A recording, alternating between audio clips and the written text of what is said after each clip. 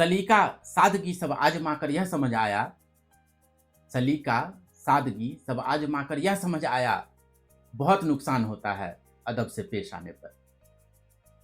नमस्कार दोस्तों, ज्योतिष रहस्य पर मैं आपका अभिनंदन करता हूं। दोस्तों, कई बार आपकी सरलता को, आपकी सभ्यता को आपकी कमजोरी समझ ली जाती है। उससे किसी का फायदा नहीं होता, आपका नुकसान ही होता है। समाज में शास्त्रों का आजकल बहुत ज्यादा अपमान करने की परंपरा चल पड़ी है, और ये आज कोई नई बात नहीं है। वैदिक ग्रंथों में भी सद्वाद और असद्वाद की चर्चा आती है। आप स्क्रीन पर ये भोज प्रबंध नामक ग्रंथ को देख पा रहे होंगे। ये एक संस्कृत नाटक है। इसमें एक पात्र कहता है कि त्रैलोक्यनाथो रामोस्ति वशिष्ठो ब्रह्मपुत्र कहा, कि तीनों लोगों के स्वामी श्री राम जी थे और ब्रह्मा जी के संतान थे वशिष्ठ, और वशिष्ठ जी ने उत्तम घड़ी विचार करके इनके राजाभिषेक का समय निश्चित किया, शुभ मुहूर्त निश्चित किया, लेकिन उनका राजाभिषेक नहीं हो पाया राम जी का। उल्टे उनको जंगल जाना पड़ा, सीता का हरण हो गया।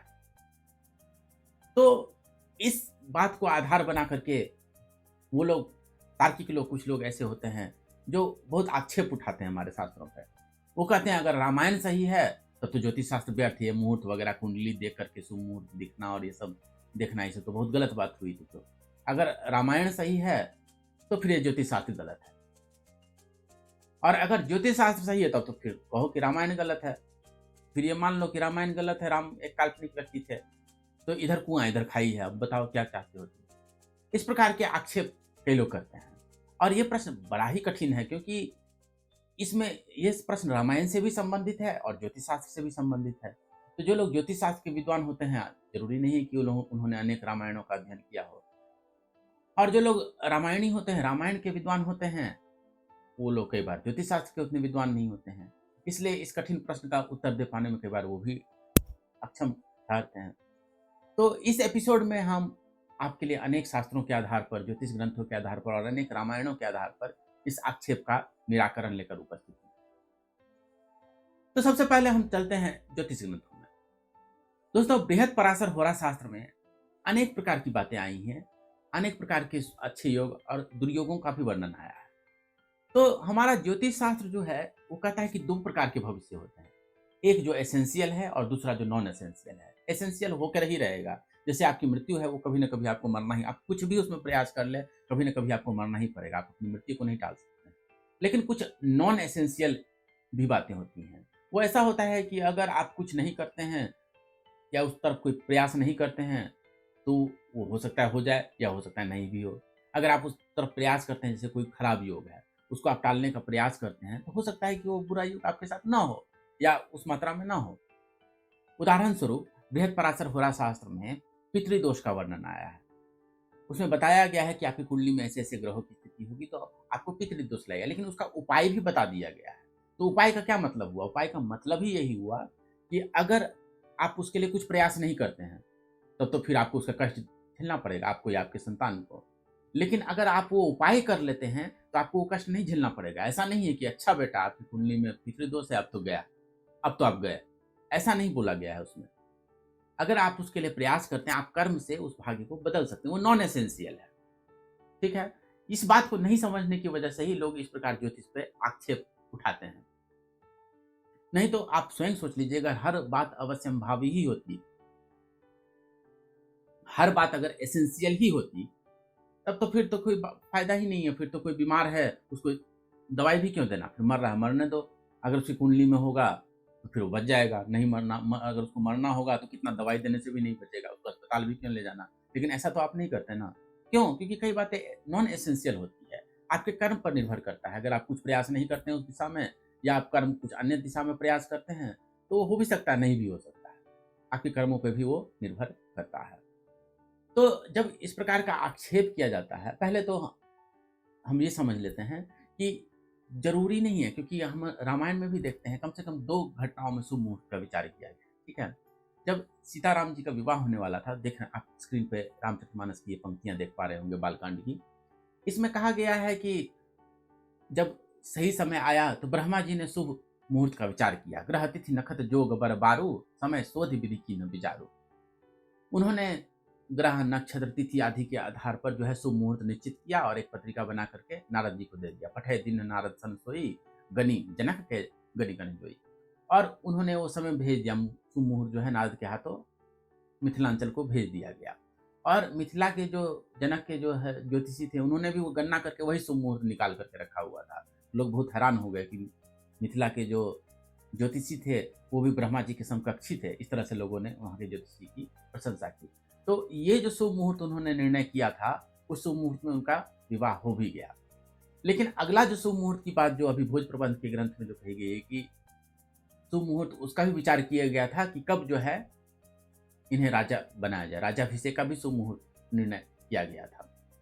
ये श्लोक कह रहा है कि वशिष्ठ जी ने बताया था। हालांकि वाल्मीकि रामायण में तो ये लिखा गया है कि राजा दशरथ नहीं सोचा कि चैत्र का मास है तो अभी जो है राजाभिषेक के लिए शुभ रहेगा। लेकिन जो भी हो, वशिष्ठ जी ने मना नहीं किया तो फिर मान सकते हैं कि चलिए वशिष्ठ जी की भी वही सम्मति रही होगी कि राजाभिषेक के लिए वो समय ठीक ही रहा होगा।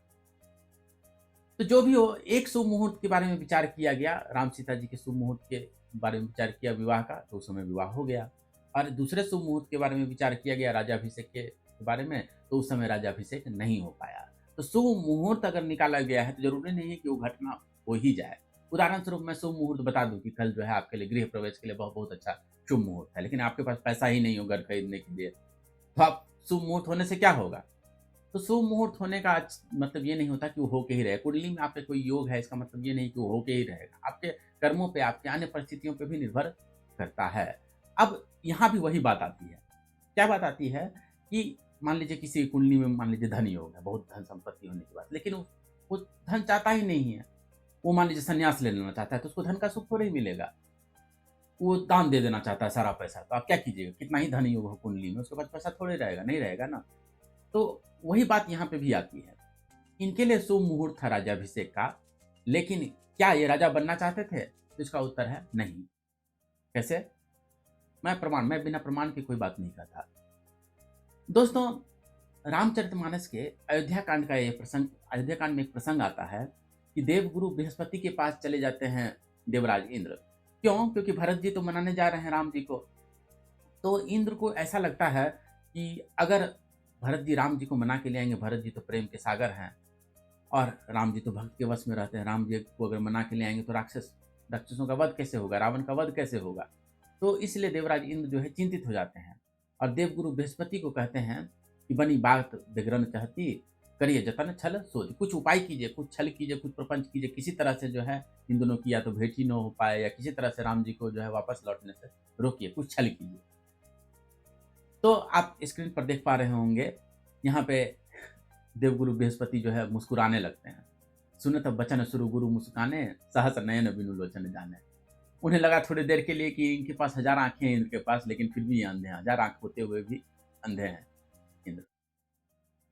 यहाँ पे एक पंक्ति आती है, इसकी जो दूसरी पंक्ति जो है स्क्रीन पे आपको दिखाई जा रही है, ये जो हम लोगों ने ये जो पाठ जो आपको दिखाया जा रहा है, ये मानस मराल श्री शंभू नारायण चौबे जी द्वारा संपादित रामचरितमानस के प्रति से लिया गया है। ये काशी नागरी प्रचारणी सभा द्वारा प्रकाशित की गई थी। इसमें जो ये दूसरी पंक्ति आप देख रहे हैं, कह गुरु बादि लोभ छल छाड़ू, ये पंक्ति गीता प्रेस वाले पोथी में नहीं है। इसके कई सारे कारण हैं। मैं ये रामायण पे तो ये चैनल है नहीं, मैंने रामायण पर अनेकों टीकाओं का अध्ययन किया हुआ है, तो अन्य शास्त्रों पे और रामायण पे जो अन्य रहस्य की बातें होंगी वो किसी और चैनल के माध्यम से और यूट्यूब के माध्यम से आपको बताया जाएगा। अभी फिलहाल हम लोग मूल प्रसंग पे चलते हैं।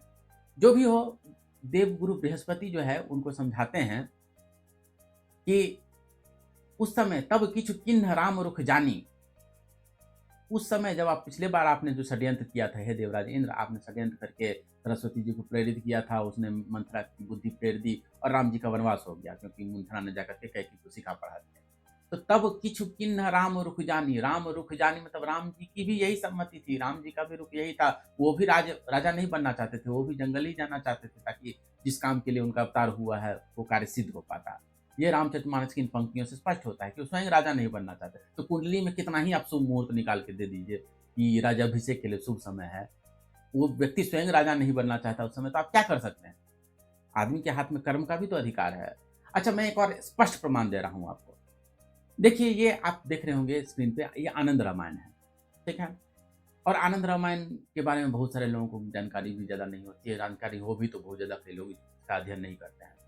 तो आनंद रामायण का जो पहला कांड है, जिसे सार कांड कहा जाता है, उसमें बाल कांड आदि नहीं है, उसमें पहला कांड जो है सार कांड कहा जाता है।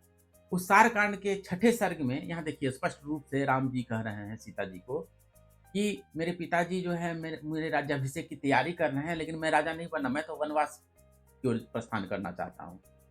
तो हे सीते, आप जो है यहीं रुक जाइए। तो सीता जी कई सारी दलीलें यहाँ पे देती हैं कि नहीं, मैं यहाँ पे नहीं रुक सकती, क्योंकि पहला कारण ये है कि बचपन में एक ज्योतिषी ने आके मुझे कहा था कि आपको जो है अपने पति के साथ वन जाना पड़ेगा। दूसरा तर्क भी वो देती हैं सीता जी कि जब आप धनुष उठा रहे थे, शिव जी का धनुष, उस समय मैंने मन ही मन प्रतिज्ञा की थी कि अगर आप ये शिव जी का धनुष उठा लेंगे तो मैं आपके साथ वन की ओर, मैं मुनि वृत्ति से रहूँगी, साध्वी की वृत्ति से रहूँगी, तो इसलिए जो है मैं भी आपके साथ जंगल चलना चाहती हूँ। तो आपने देखा सीताराम जी की सहमति से ही ये वनवास हुआ था। ऐसा नहीं है कि उनकी इच्छा तो नहीं थी लेकिन उनको वन जाना पड़ा, ऐसी बात नहीं है। तो कुंडली में कोई बात आई हो, सुमुहूर्त कोई बात आई हो, जरूरी नहीं है कि वो घटनाएं होके ही रहेंगी। आपके हाथ में भी कर्म का अधिकार है। कुछ बातें एसेंशियल होती हैं, कुछ बातें नॉन एसेंशियल होती हैं।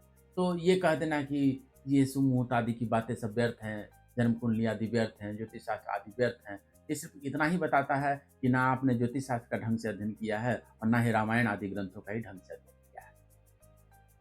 दोस्तों, अफवाहों में न पड़े, कुतर्कों की जाल में न पड़े, और अगर कोई किसी प्रकार के कुतर्क उठाएं तो आप थोड़ा सा तो समय लगाएं। अब किसी को कोई फिल्म देखने जानी होती है तो वो भी कितना रिसर्च करते हैं उस पर कि ये फिल्म देखें या वो फिल्म देखें, यहाँ पे घर पे ही देख लें या बाहर जाके देखें या क्या करें, इस पर कितना रिसर्च करते हैं। लेकिन एक कोई रामायण के बारे में आपको आके कह देता है कि ये तो है, रामायण तो बेकार है, रामायण एक ग्रंथ है। ज्योतिष शास्त्र के बारे में आके कोई आपको कह देता है ज्योतिष शास्त्र नहीं, ज्योतिष शास्त्र एक ठगी की विद्या है, बस आप फटाक से मान लेते हैं। तो इसी वजह से आप जानते हैं कि देश में केरला स्टोरी और जैसी फिल्में बन रही हैं, क्योंकि कोई भी आपके साथ को आके गाली दे के चला जाता है और आप में से कई लोग जो हैं उसको बुद्धिजीवी कहते हैं, उन्हें सम्मानित करते हैं। तो इन सब चीज़ों से बचें और शास्त्रों के गहन अध्ययन की ओर अग्रसर हों, और ऐसे प्रयासों को भी आप जो हैं अभिनंदन करें उसका, और उसमें अपना सहयोग दें। आशा है इस वीडियो से आपका ज्ञानवर्धन हुआ होगा। आपका बहुत बहुत धन्यवाद।